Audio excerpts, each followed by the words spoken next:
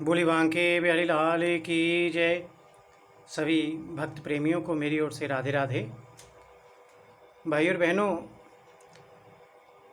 मैंने पिछले जितने भी एपिसोड बताए, क्योंकि श्राद्ध पक्ष चल रहा है, तो श्राद्ध पक्ष में मैंने वो बातें बताई जो गरुड़ पुराण में लिखी हुई हैं।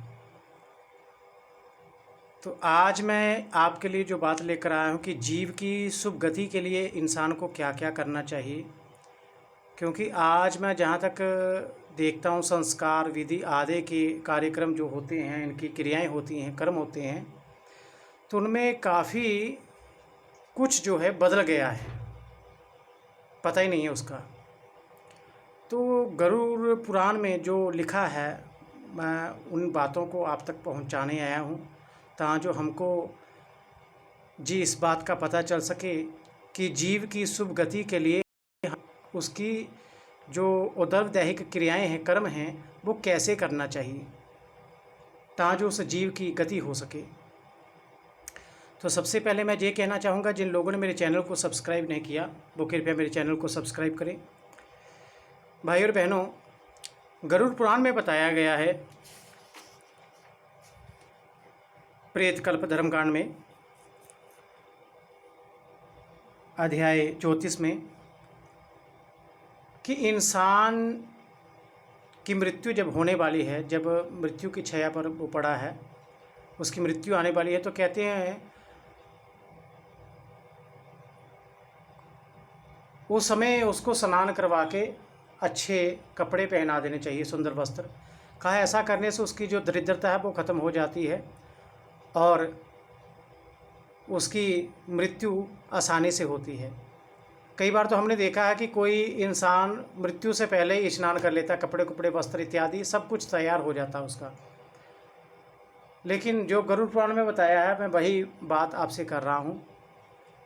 तो कहा जब इंसान की मृत्यु नज़दीक है तो उस समय उसके लिए ज़मीन पर गोबर लीप पर कर, क्योंकि जो भी मलमूत्र इत्यादि पृथ्वी पर पड़ा हुआ होता है, अगर उस पर गोबर लग जाए, गोबर से वो जगह लिप जाए, तो उससे वो जगह में पवित्रता आ जाती है। और जल से मंडलाकार करने पर, मैंने पहले भी बताया था, जल से मंडलाकार करने पर उस जगह पर देवताओं का वास हो जाता है और कोई भी प्रेत बुरी शक्ति फिर उस शरीर में प्रवेश नहीं कर सकती। इसलिए उस मरण अनशन प्राणी को फिर उस मंडलाकार पृथ्वी पर कुशा और तिल बिछाकर वहाँ पर लेटा देना चाहिए और उसके बाद उसके हाथों में कुशा पकड़ा देनी चाहिए। और फिर अगर वो राम का नाम बोले तो सबसे बढ़िया है, क्योंकि मृत्यु समय कोई भी इंसान भगवान का नाम ले ले तो उसे भगवान का के वैकुंठ धाम की प्राप्ति हो जाती है, जो मैंने शास्त्र कहते हैं। तो उसके दोनों हाथों में कुशा पकड़ा देनी चाहिए। और अगर पास में तुलसी का पौधा, जब कोई गमला हो, तो वो सबसे बढ़िया है। इससे जीव की गति में आसानी से शुभ गति को प्राप्त होता है।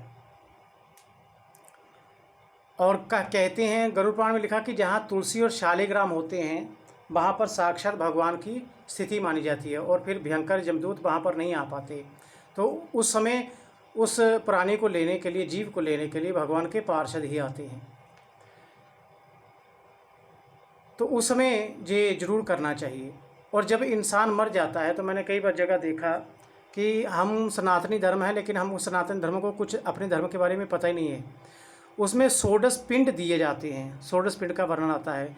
कहा पहला पिंड दिया जाता है इंसान की मृत्यु स्थान पर, दूसरा उसके द्वार पर, तीसरा जहाँ चौराहा होता है वहाँ पर, और चौथा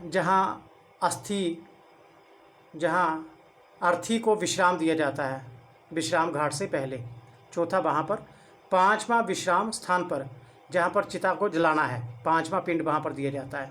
और छठा पिंड होता है जब अस्थियों को संचय करने, चौथे दिन हम अर्थियों को संचय करने के लिए जाते हैं अस्थियों को, तब छठा पिंड दिया जाता है। और फिर जो 10 दिन का जो अशौच होता है उसमें एक एक पिंड नित्य दिया जाता है। जिस वस्तु से, जहाँ सत्तू से, जहाँ चावल से, जहाँ आटे से, जिस भी एक चीज़ से जो पिंड दिया जाता है, 10 दिन फिर उसी चीज़ से, उसी वस्तु से पिंड दिया जाता है। 10 और 6 पिंड षोडश पिंड हो गए। और इसी प्रकार उस जीव की शुभ गति के लिए षोडश श्राद्ध किए जाते हैं। पहला श्राद्ध जो होता है वो एकादशा को होता है, जब इंसान का अशौच खत्म होता है तो उस समय ब्राह्मणों को भोजन करवाना चाहिए। तो शास्त्र जो जो बताते हैं हमको। दूसरा त्रिपक्ष को होता है, यानी कि 1.5 महीने में, और तीसरा 6ठे महीने में, और फिर साल बाद मृत्यु की उसी तिथि को श्राद्ध होता है। और फिर एक एक श्राद्ध, क्योंकि जीव की जो यातना होती है ना, 347 दिन में वो जमलोक तक दूरी तय करता है, यात्रा तय करता है। तो 86,000 योजन उस जमलोक की जो दूरी है, यात्रा है, प्रत्येक दिन वो 247 योजन तय करता है। क्योंकि 10 दिन को जब उसको शरीर प्राप्त हो जाता है उन पिंडों के द्वारा, 10 पिंडों के द्वारा, षोडश पिंडों के द्वारा जब उसको शरीर प्राप्त हो जाता है अंगुष्ठ मात्र, तो तब वो जीव गति को भोगने के काबिल होता है। तो 10 दिन तक तो वो शरीर तैयार होने में लगता है, और एकादशा को उसको भूख लगती है, इसलिए एकादशा को श्राद्ध जो है ब्राह्मण को भोजन अवश्य करवाना चाहिए। तो जीव जे गति तय करता है जमलोक तक 247 योजन नित्य की। और जो कहते हैं कि 347 दिन में यात्रा तय करनी, तो उसमें प्रत्येक मास की अमावस तिथिया को उस मृत्यु के जीव के लिए कुछ ना कुछ दान अवश्य किया जाता है। वैसे तो बताया गया है 360 मुट्ठी जो है आटा देना चाहिए। तो अगर रोज़ की एक मुट्ठी संभव ना हो, एक हाथ की जो हथेली है अगर उससे आटा भरकर संभव ना हो, तो आप अमावस्या को किसी ब्राह्मण को वो उसके नाम का आटा निकाल कर, अन्न निकाल कर वो दे सकते हो। आप जो भी आपकी श्रद्धा हो उसका अन्न निकाल कर दे सकते हो। इस प्रकार जो भी अमावस्या तिथि को निकाला जाता है वो उसको प्रत्येक अमावस्या को उस यात्रा में जो तय करता है उसको वो पिंड प्राप्त होता है, उसको भोजन प्राप्त होता है, तब वो तो उसकी यात्रा जो है वो सुगम हो जाती है। तो कहते हैं कि जो 10 दिन का अशौच होता है, तो गरुड़ पुराण में बताया गया है, कहते हैं कि यथाविधान 9 दिन तक जल अंजलि उस किसी भी जलाशय पर जाकर जरूर देनी चाहिए। और विद्वानों का कहना है कि जो भी मनुष्य जिस स्थान पर मार्ग पर या घर में मृत्यु होता है उसको शमशान भूमि के अतिरिक्त कहीं भी नहीं ले जाना चाहिए। जहाँ भी जिस स्थान को भी प्राप्त हो गया, कई बार तो हम घर में लेकर आ जाते हैं, लेकिन बताया गया कि उसको, क्योंकि समय बदल गया है, लेकिन गरुड़ पुराण कहता है कि उसको जिस स्थान पर मृत्यु को प्राप्त हुआ उससे सिर्फ शमशान भूमि को ही जाना चाहिए।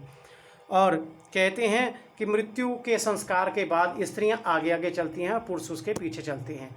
उसका कारण है कि स्त्रियों का दिल बहुत नाजुक होता है। तो ये प्रथा जो है ये शास्त्रों में बताई गई है। और एक चीज़ और बताई गई है महत्वपूर्ण, वो ये कि कहा कि संगोत्रियों में जिनके भी जहाँ मृत्यु होती है 10 दिन तक उनका भोजन नहीं करना चाहिए। क्या लिखा गरुड़ पुराण में? लिखा है कि प्रेत कल्प के धर्मकांड में अध्याय 34 में लिखा है कि अपने घर का अन्न ना खाना चाहिए ना खिलाना चाहिए। अर्थात उस दिन बाहर से ही खरीद कर भोजन, बाहर से ही अन्न खरीद कर वही भोजन पकाना चाहिए। लेकिन आज मैं देख रहा हूँ कि कई मृतक के घर में जाते हैं तो वो भोजन जरूर करवाते हैं, खाते भी हैं, अपने घर का खाते हैं, वो अन्न जो है वो अपवित्र हो गया होता है। तो कहते हैं वो 10 दिन तक बाहर से ही खरीद कर भोजन करना होता है। बहुत से नियम हैं, आज तो काफ़ी नियम जो है बदल चुके हैं, इसलिए आज हम ज़्यादा दुखी हो रहे हैं। तो कहते हैं अपने घर का अन्न ना खाना चाहिए ना खिलाना चाहिए। भोजन करने में ज़्यादा से ज़्यादा हो सके तो पत्तल का प्रयोग करना चाहिए। और 10 दिन तक यम गाथा का गान करना चाहिए, जहाँ जो जीव मृत्यु को प्राप्त हुआ है उसके शुभ अशुभ गुणों का चिंतन करना चाहिए। इस प्रकार मैंने श्राद्धों को और पिंडों के बारे में बताया है, ताकि जो आपको इस चीज़ के बारे में ज्ञान प्राप्त हो सके। तो बहुत सी बातें हैं और मैं नेक्स्ट एपिसोड में लेकर आऊँगा। तो आज के लिए इतना ही। अगर आपको मेरी बातें अच्छी लगी हैं तो मेरे चैनल को ज़रूर सब्सक्राइब करें और ज़्यादा से ज़्यादा लाइक और शेयर करें। राधे राधे। जय श्री कृष्ण।